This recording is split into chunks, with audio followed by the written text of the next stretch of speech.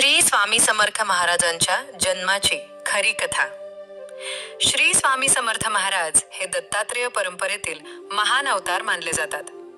त्यांच्या जन्माबद्दल स्पष्ट ऐतिहासिक नोंद फारशी उपलब्ध नाही, कारण स्वामी समर्थ स्वतः म्हणत असत की माझा जन्म नाही, माझा अंत नाही.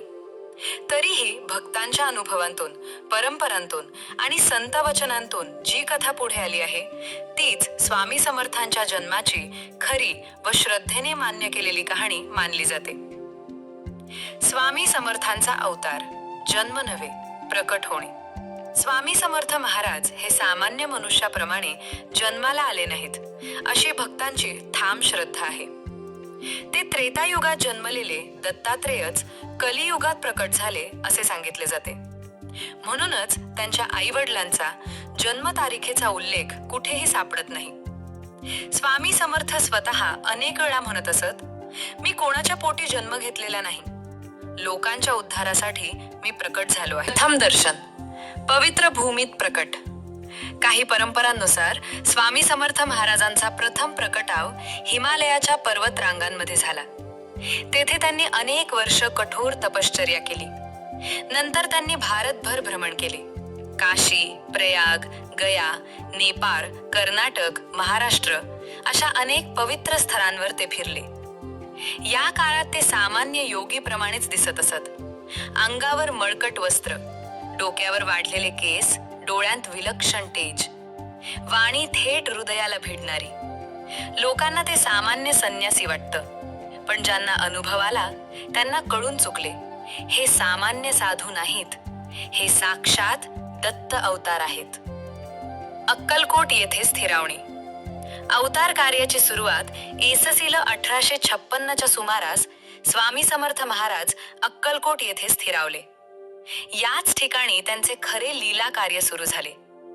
अक्कलकोटच्या भूमीत त्यांनी हजारो लोकांचे जीवन बदलले. ते म्हणत, मी येथे जन्म घेतला नाही, पण इथेच माझे कार्य पूर्ण होणार आहे. अक्कलकोटमध्ये त्यांनी रोग बरे केले, गरिबांना आधार दिला, अहंकार मोडून काढला, भक्तांना आत्मज्ञान दिले. हे सर्व पाहता लोकांनी त्यांना श्री स्वामी समर्थ महाराज म्हणून ओळखायला सुरुवात केली. जन्मकथा का गुप्त आहे?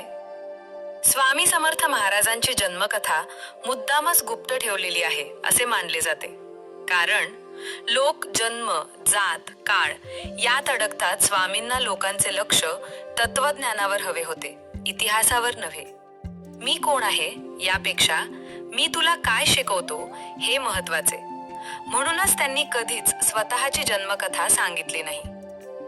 भक्तांचा विश्वास, स्वामी म्हणजे दत्त.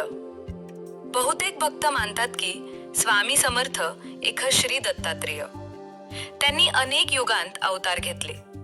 कलियुगातील लोकांच्या उद्धारासाठी त्यांनी अक्कलकोटात प्रकट होणे पसंत केले. म्हणूनच स्वामी समर्थांच्या जन्माऐवजी प्रकट दिन हा शब्द वापरला जातो. श्री स्वामी समर्थ महाराजांची जन्माची खरी कथा अशी आहे की त्यांचा जन्म झाला नाही, ते प्रकट झाले. ते दत्तात्रेयांचेच स्वरूप असून भक्तांच्या हाकेला ओ देण्यासाठी त्यांनी मानवी रूप धारण केले. त्यांचे कार्य, उपदेश आणि अनुभूती हाच त्यांचा खरा परिचय आहे. शेवटी स्वामींच्याच शब्दात सांगायचे तर, भिऊ नकोस, मी तुझ्या पाठीशी आहे.